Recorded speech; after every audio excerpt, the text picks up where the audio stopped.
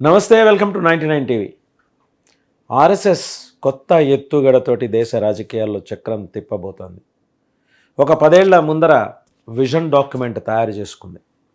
ఇవాళ 2024 అయితే 2034కి ఆర్ఎస్ఎస్ ఎలా ఉండాలి, దక్షిణాదిలో ఎలా విస్తరించాలి, దక్షిణాదిలో బలంగా వీస్తున్న పవనం జనసేనాని పవన్ కళ్యాణ్, ఈ పవనాన్ని తుఫాన్గా ఎలా మార్చాలి.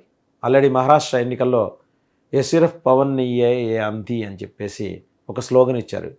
ఇతను కేవలం పవనం మాత్రమే కాదు, తుఫాన్. అలాగే తుఫాన్ మాదిరే తను పర్యటించిన జిల్లాల్లో కాంగ్రెస్ని అలాగే విపక్షాలని ఊడ్చి పారేశాడు పవన్ కళ్యాణ్. అలాంటి మంచి రిజల్ట్ బీజేపీకి అందించాడు. అది పవన్ కళ్యాణ్ శక్తి. తెలుగు ప్రజలు ఎక్కువగా ఉన్న ప్రాంతాలు, అలాగే పవన్ కళ్యాణ్ని విపరీతంగా అభిమానించే ప్రేక్షకులు, ఫ్యాన్స్ అన్ని భాషల్లో ఉన్నారు కాబట్టి వాళ్ళందరినీ కూడా ఇన్ఫ్లుయెన్స్ చేయగలిగాడు. ఒక వెపన్ బయటకు తీశాడు. ఇంద్రుడి దగ్గర వజ్రాయుధం అంటే పవన్ కళ్యాణ్ దగ్గర సనాతన ధర్మం ఉంది.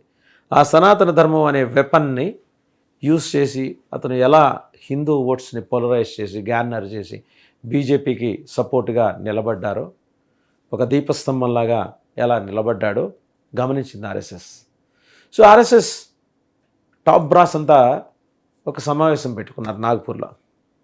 ఓకే, 2029 జమిలీ రాకపోతే 2029 ఎన్డీఏ ఎలక్షన్స్ని ఫేస్ చేయాలి. 3 సార్లు ఇప్పటికే ప్రధానమంత్రిగా మోడీ, 4సారి ఆయన కంటెస్ట్ చేయకపోవచ్చు. యోగి ఆదిత్యనాథ్ నెక్స్ట్ ఇన్ కమాండ్గా ఉన్నారు కాబట్టి ఆయన ప్రమోట్ చేయొచ్చు, లేదా మహారాష్ట్ర నుంచి ఉన్న నితిన్ గడ్కరీ సీనియర్ బీజేపీ నేత, నాగపూర్లోనే పుట్టి పెరిగినవాడు, సో ఆయన్ని ప్రమోట్ చేయొచ్చు. బట్ ఎల్లకాలము ఉత్తర భారతదేశము లేకపోతే పశ్చిమ భారతదేశం, వెస్ట్రన్ పార్ట్ ఆఫ్ ఇండియాయే కాదు, దక్షిణ భారతదేశం నుంచి కూడా బీజేపీకి ఒక ప్రధానమంత్రి అభ్యర్థి ఉండాలి. ఎవరు అని వాళ్ళు గూగుల్లో సెర్చ్ చేశారు, అలాగే భూతద్దంలో చూశారు. రెండిట్లోనూ వాళ్ళకి కనపడింది పవన్ కళ్యాణ్. సో ఇతను వజ్రాయుధం, అలాగే శివుడి చేతిలో పాశుపతం, ఈ 2 అస్త్రాలని మనం ప్రయోగించగలిగితే, ఇటు వజ్రాయుధాన్ని ఇటు పాశుపతాన్ని కలిపితే పవన్ కళ్యాణ్ కాబట్టి ఇతన్ని ప్రయోగించగలిగితే 2034 తిరిగి మన ఖాతాలో వేసుకోవచ్చు. కాంగ్రెస్ని ఆర్ఎస్ఎస్ ఎక్కడా తక్కువ అంచనా వేయటం లేదు. కాంగ్రెస్కి దీర్ఘకాలిక ప్రణాళిక ఉంటుంది. కాంగ్రెస్ జనరల్ సెక్రటరీగా బాధ్యతలు నిర్వహించిన సీనియర్ నాయకులు జనార్దన్ ద్వివేది తరచూ ఒక మాట అంటుండేవారు ఢిల్లీ మీడియాతోటి, we will rise from the ashes like a phoenix అని. ఫినిక్స్ పక్షి బూడిదలోంచి ఎలా ఊపిరి పోసుకొని ప్రాణం పోసుకొని రెక్కలు ఇలా అల్లారుస్తూ ముందుకొస్తుందో, కాంగ్రెస్ కూడా అంతే. బూడిదైపోయింది కదా అని అవహేళన చేసే వాళ్ళకి సమాధానంగా తిరిగి బంపర్ మెజారిటీతోటి మేము వస్తామని ఆయన చెప్పిన సందర్భాలు ఇంతకుముందు నిజం కాకపోలేదు. సో అందుకని ఆర్ఎస్ఎస్ కాంగ్రెస్ని తక్కువ అంచనా వేయట్లేదు. ఈసారి పొరపాటున కాంగ్రెస్ కూటమి, యూపీఏ అంటారా, ఇండీ కూటమి అంటారా, అధికారంలోకి వస్తే ఆర్ఎస్ఎస్ని భూస్థాపితం చేస్తుంది. ఆర్ఎస్ఎస్కి ఆ విషయం తెలుసు. సో అందువల్ల జాగ్రత్త పడుతుంది. ఉత్తరాది ఫేసెస్ని చూసి చూసి జనం మొహం మొత్తిపోయింది.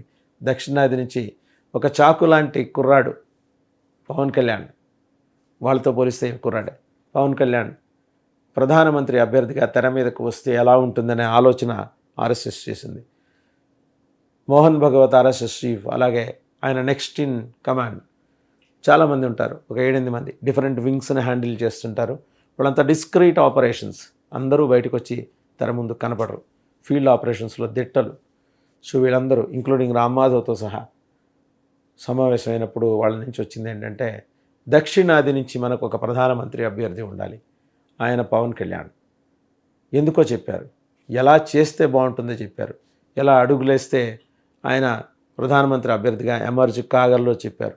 మహారాష్ట్ర ఎన్నికల్లో జస్ట్ ఆయన ఒక ట్రయల్ పార్ట్ మాత్రమే చూపించారు పవన్ కళ్యాణ్.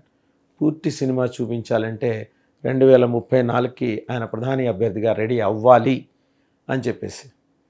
ఒకసారి మనం చూద్దాం, దక్షిణ భారతదేశం నుంచి ప్రధానమంత్రి అభ్యర్థిత్వం తోటి జనాల్ని అలరించిన వారు ఎవరున్నారు అంటే పివి నరసింహారావు గారు.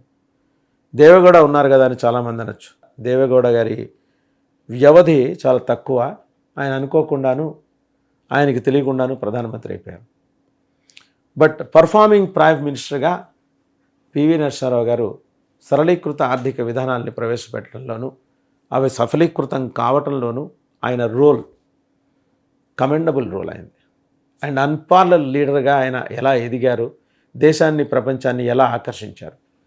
అటువంటి స్థితప్రజ్ఞుడి తర్వాత వేగం, ఆలోచన, ఆవేశం, కమిట్మెంట్, కన్సర్న్ ఫర్ సనాతన ధర్మం ఇవన్నీ కలబోసిన పవన్ కళ్యాణ్ లాంటి వాడిని ప్రధానమంత్రి అభ్యర్థిగా ప్రొజెక్ట్ చేస్తే ఎలా ఉంటుంది అనే ఆలోచన. ఎస్, ఆర్ఎస్ఎస్ సరైన ఆలోచనే చేసింది. ఎప్పుడూ ఆర్ఎస్ఎస్ మీద ఒక నింద ఉంది. అది కేవలం ఉత్తర భారతదేశానికో లేకపోతే పశ్చిమ భారతదేశానికో పరిమితమైన ఒక వ్యవస్థ, ఒక మతోన్మాద వ్యవస్థ. కాంగ్రెస్ ఆ రకంగా దాన్ని బ్రాండ్ చేసింది. ఇట్లాగా స్టాంప్ వేసి బ్యాన్ కూడా చేసింది, బ్రాండ్ చేసింది, బ్యాన్ కూడా చేసింది. రేపు పొద్దున ఒకవేళ పొరపాటున కాంగ్రెస్ ఆధ్వర్యంలోని ఇండి కూటమి అంటూ అధికారంలోకి వస్తే ఆర్ఎస్ఎస్ని ఖతం చేయడం గ్యారంటీ. సో ఆర్ఎస్ఎస్కి మరి వెపన్స్ కావాలి.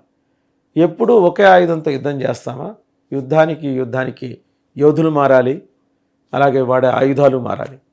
యోధుడు పవన్ కళ్యాణ్, ఆయన దగ్గరున్న ఆయుధం సనాతన ధర్మం.